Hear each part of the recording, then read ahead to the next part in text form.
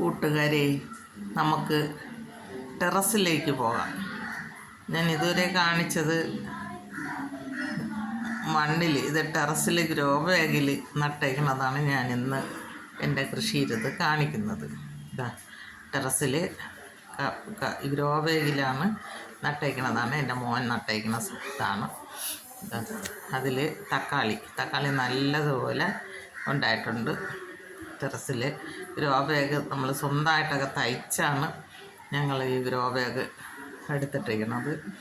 ഇതിൽ തക്കാളിയെല്ലാം കാച്ച് പഴുത്ത് ഇത് തീരാറായി, പഴുത്ത് മൊത്തം. അതിൽ വേറൊരു മൂട് തറയിൽ കൊണ്ട് അത് പച്ചയായിട്ട് നിൽക്കുന്നു. ഇതിൽ നമ്മൾ അടിവെള്ളം കൊടുക്കുന്നത് ഇവിടെ മണ്ണും ചാണകപ്പൊടിയും കോഴിവളവും വേപ്പൻ പിണ്ണാക്കും എല്ലുപൊടിയും കൂടെ മിക്സ് ചെയ്താണ് നട്ടത്.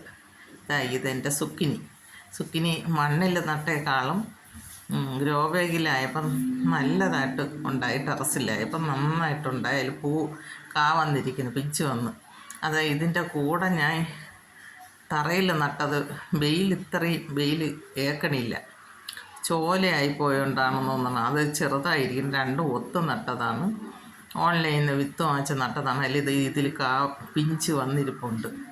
പക്ഷെ മണ്ണിൽ നട്ടത് ഇതിൻ്റെ പകുതി പോലും ഇല്ല. ഒരു കൊച്ചു തൈയായിട്ടിരിക്കുന്ന സുക്കിനി. ഇത് തറയിൽ സലാഡ് വെള്ളരിയാണ് ഈ നിൽക്കുന്നത്.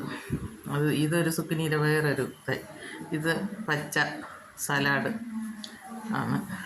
ടെറസിലാകുമ്പം കീടങ്ങളെ ശല്യം വലുതായിട്ടില്ല. നമുക്ക് തറയിലാകുമ്പം കീടശല്യം ധാരാളമുണ്ട്. പുതിനയും വെണ്ടയും ഇഞ്ചി ഗ്രോ ബാഗിലിട്ടേക്കുന്നതാണ് ഈ കാണുന്നത്. ഇത് ഇത്തിരി മഞ്ഞളിപ്പ് കാണുന്നുണ്ട്. അതിനുള്ള മരുന്ന് കൊടുക്കണം. വളത്തിൻ്റെ കുറവാണെന്നാണ് തോന്നുന്നത്, മഞ്ഞളിപ്പ്. അങ്ങനെ പുതിനയും നട്ടിട്ടുണ്ട്. ഗ്രോ ബാഗ് കൃഷി.